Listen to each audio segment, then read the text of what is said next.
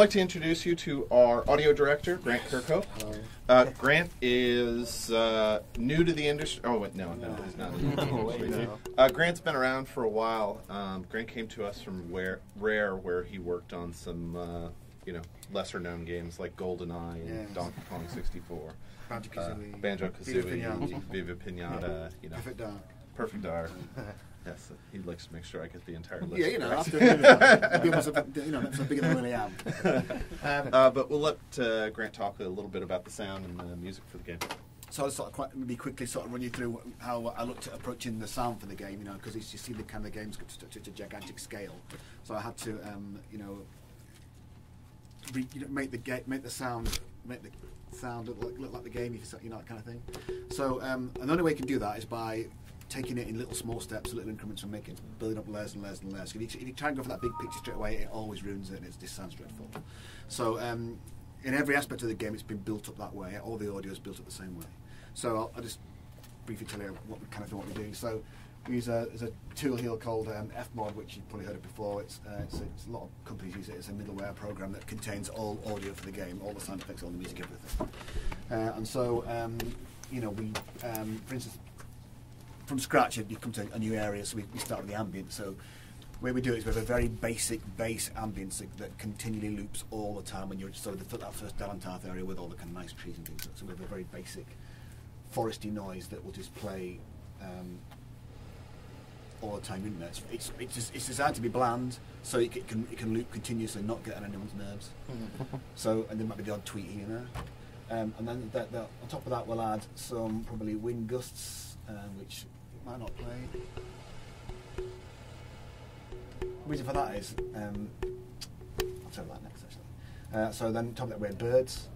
Now the birds are, the system we use is a way of, we have this kind of, we have folders full of birds, and the Fmod's got like a multitude of settings and you can adjust all the kind of parameters of how often it plays. So we set like a random time, so it'll get a min and max distance time, so it'll play at some point in that time period. It's got like a random pitch on it, so it'll be within a certain limit of pitch. It also plays random in the 3D, in the complete surround sound, so they're constantly changing, firing off all the time. So that's the way you create that kind of natural, organic feel to the place. It's non-repetitive. You can't tell it's repeating all the time. So maybe use 3 or 4 folders full of birds that will just play all the time, all around you.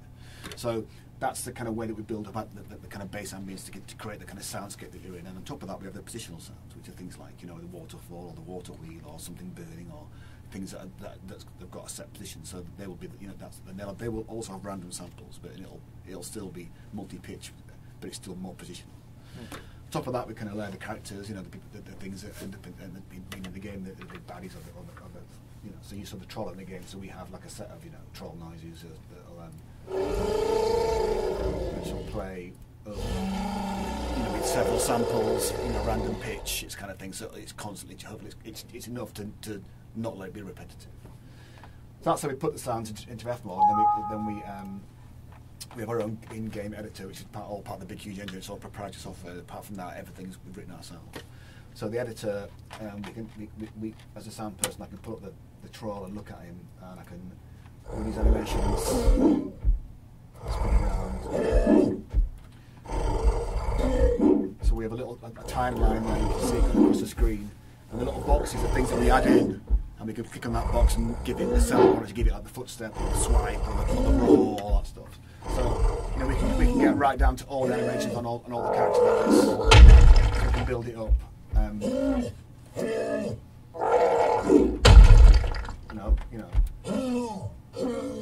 A lot of times with this kind of stuff, companies still use Maya, which is that big art program, and the sound designers, the artists insert the sound points, and then where they think the sound should go, and then we put the sound in, and I think that's wrong. So when I was at Rare, I said, we must have our own animation editor that let the sound guys do the job. It's up to us to do it. We should be the kind of people that do that job. So I like to keep as much of the kind of work in the sound guys' domain as possible. I mean, we have as much control over it, because we're the guys that craft the way this thing sounds, and artists that may be quite good at it, but we're the guys that's our job. So that's the way we like to do it.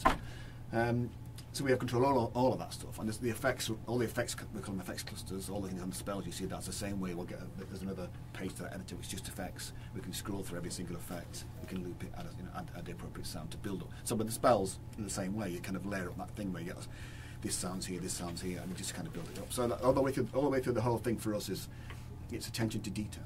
We're not doing any kind of rocket science thing here. It's nothing out of the ordinary. It's the same way I've done it for the last 15 years. It hasn't changed at all.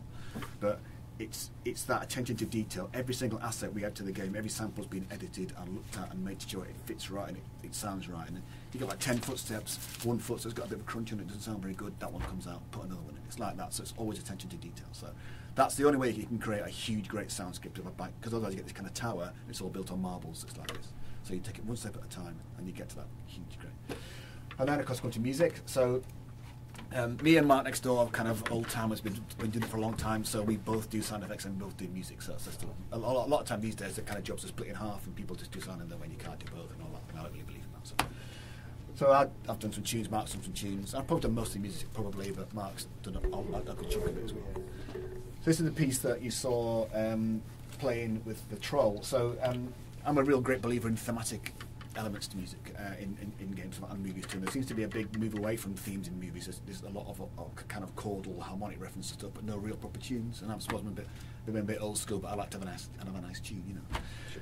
So I like, you know, when I look at things like John Williams and people like that, or you know, Danny Elfman, they've got proper little motifs that are associated with characters or areas, you know. So like, you know, and it's a thing called leitmotif. It's an old German from Wagner, the composer, who invented it in the 18th something or something like that.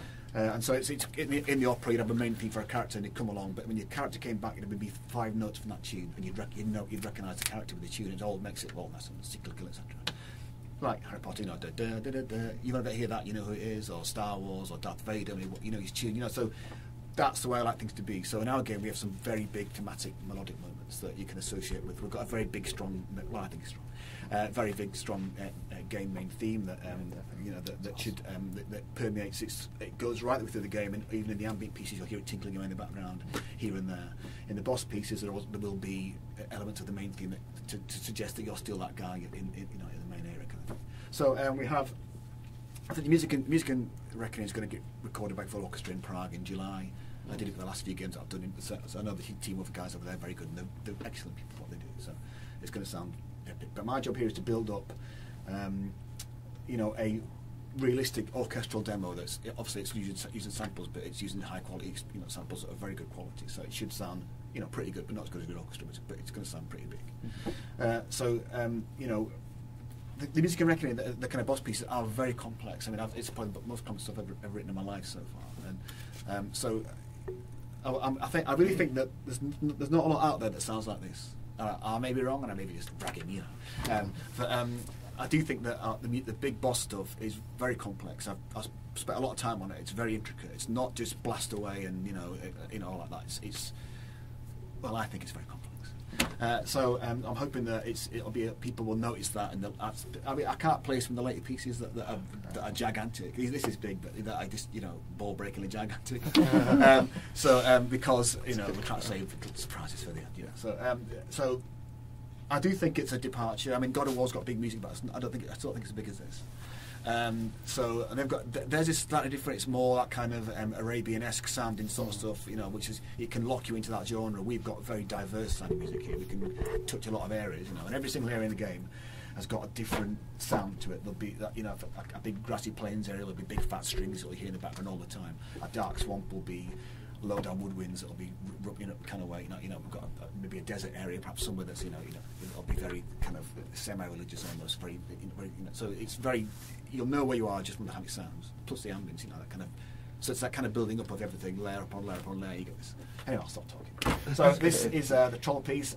So obviously in a film, you go to a battle sequence. You know where it's going to start, where it's going to end, what's going to happen. In a game, you can't do that. You can be in there 10 minutes or half an hour or 5 seconds if he's really good at it. So I have to write pieces of music that are. That have climaxes up and down, so I can imagine that it's so it gives you that sense of oh my god, So it's quite sectional the way it's written. So this is the troll piece. So it starts off with his kind of theme that kind of pops up.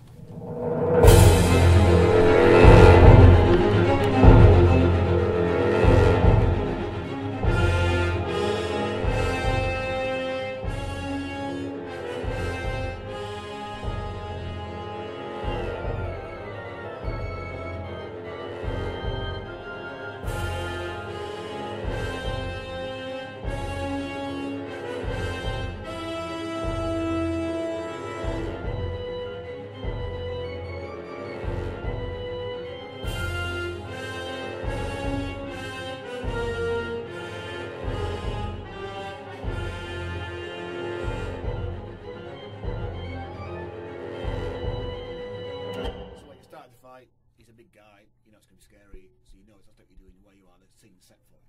So now I'm going to like maybe the music double time. It goes to double time now. It's lighter. It's designed to not to bombard you all the time with kind of, oh my god, this is too much. So you've got that first, oh my god, I'm going to go and find this big guy. I'm going to get this in a little section here.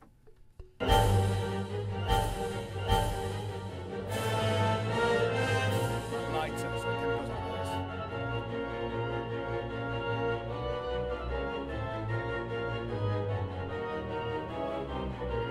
Brass back in again.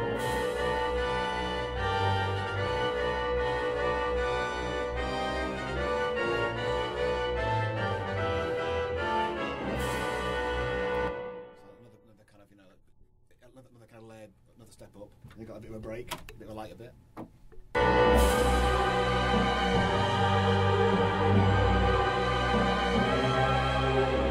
Next bit, another step up. It's that kind of, oh my god, it's really going to get bad now. I'm really going to have to pay attention here. You know.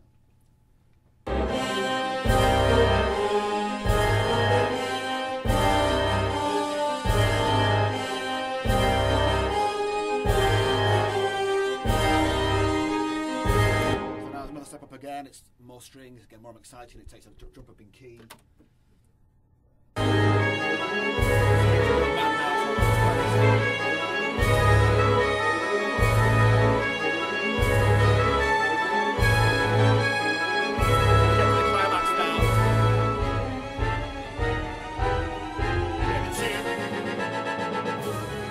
Main theme. Bit of a climax, you know, oh my god.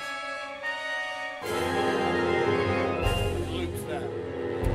So that's the way I kind of build it up. So you back down again then, so you're back in the fight again. So you know if you haven't finished it by that point, which you probably haven't, you back down again. So you constantly get that kind of, oh my god, yeah. So it's designed to add excitement to the, you know, a lot of the feedback we got from some of the playtesting we did at EA was that people liked the way the music was so epic because it kind of it embellished the fight. It made it more than just a kind of some bit of music in the background that kind of was slightly exciting but didn't really pull at your heartstrings. This is designed to make you to be as effectual as the sound effects.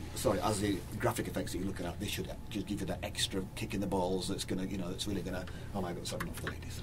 But you know, it should hopefully, you know, just embellish the experience. It's all about adding the layers. You've got the, you know, the graphics and the music and the sound effects. It's just get that great huge thing that is reckoning that. You know. That's my craft. That's basically what I do. Really awesome. Yeah, so I mean, you know, that is probably one of the least complex boss pieces, but it is pretty complex. I do think that it's, you know, compared to other things out there which are all brilliant, I think that we've got something that hopefully this adds. It's just taking one step up again. Amazing. Start saving up for your 5.1 system. Yes, that's right. Yeah, it's always worth the investment. It's worth the investment. That's what I'm thinking about actually as you're talking. Like, man, I gotta get it better. But these speakers are quite not that expensive. $7 each. Yeah, no, you know, we just tried to make the game sound like it looks. That's what it looks so fantastic.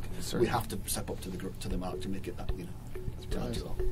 Looking forward to buying the soundtrack. Thanks, Grant. Okay. Yeah, Grant. Cheers.